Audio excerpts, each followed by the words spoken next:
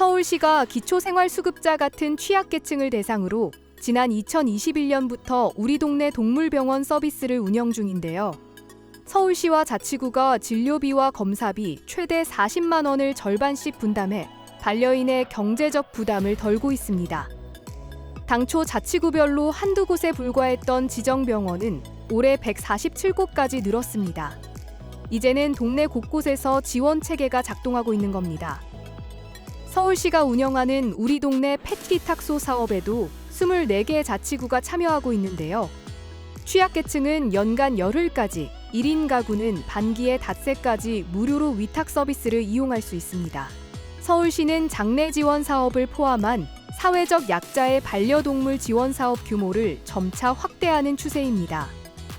광주시와 울산시는 반려동물 행동 교정 교육을, 농촌 지역들은 실외 사육견에 대한 중성화 수술 지원 사업을 중점적으로 운영하고 있는데요. 정부와 각 지자체는 이러한 정책들이 단순히 반려인 개인을 넘어 사회적 갈등을 관리하는 공공정책의 성격을 띠다고 강조합니다. 동물 복지가 결국 사람의 복지와 맞닿아 있다는 인식 아래 지자체의 역할도 단순한 보호를 넘어 실질적인 양육 지원으로 영역을 넓혀가고 있습니다.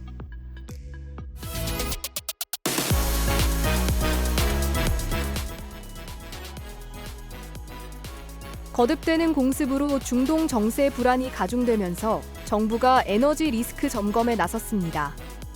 최근 트럼프 대통령의 발언으로 국제 유가가 일부 진정됐으나 여전히 배럴당 80달러대로 작년 이맘때보다 10달러가량 높은 상황인데요.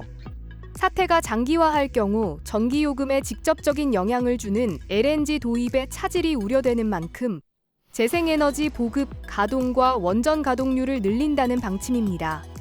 정부는 가동 중인 원전 15기의 이용률을 높이고 6기의 재가동에 나섭니다. 그리고 이달 내로 신월 성일 호기와 고리 2호기를 5월 중순까지 추가 4기의 재가동도 추진하는데요. 여기에 미세먼지 때문에 출력을 80%로 제약하고 있는 석탄 발전도 필요하면 가동률을 높인다는 방침입니다. 하지만 지난 러시아 우크라이나 사태로 급등한 발전 원가는 아직까지 한전의 누적 적자로 남아있는데요. 봄철 에너지 수요가 낮은 지금이 모든 수단을 총동원할 골든타임으로 보입니다.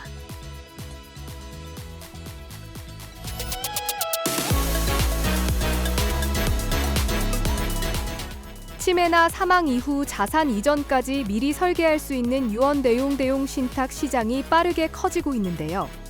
지난달 말 기준 4대 시중은행의 유언대용 신탁 수탁고는 약 4조 6천억 원. 지난해 큰 폭으로 늘어난 수탁고 증가세가 연초에도 이어지고 있습니다. 대표적인 형태가 치매 신탁인데요.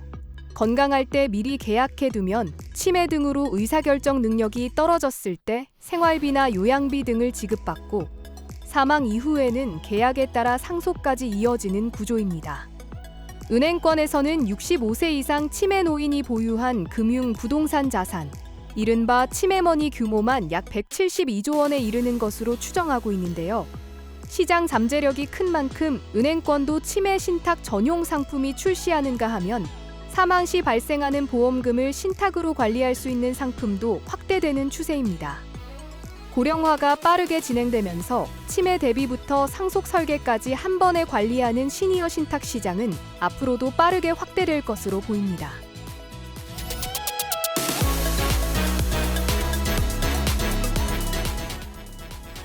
혼자 살고 있는 1인 가구가 2024년 기준 804만 5천 가구인 것으로 나타났습니다. 전체 가구의 36%가 넘는 역대 최대인데요. 2인 가구까지 합치면 65%로 우리나라 가구의 3분의 2가 소형 가구입니다. 앞으로 더 늘어날 전망으로 2052년에는 1인 가구 비중이 41.3%까지 올라갈 것으로 예상됩니다. 문제는 집의 크기인데요. 1인 가구 청년들이 선호하는 주택 면적은 평균 37.8제곱미터, 약 11평 수준인데요. 하지만 실제 공급되는 집은 다릅니다. 지난 10년간 주택 인허가를 보면 공급의 중심은 여전히 전용 60에서 85제곱미터, 이른바 국민평형입니다. 반면 40제곱미터 이하 소형 주택은 같은 기간 8만 가구에서 3만 가구 안팎으로 줄었습니다. 가구 수는 줄었는데 공급되는 집은 여전히 큰 사이즈인데요.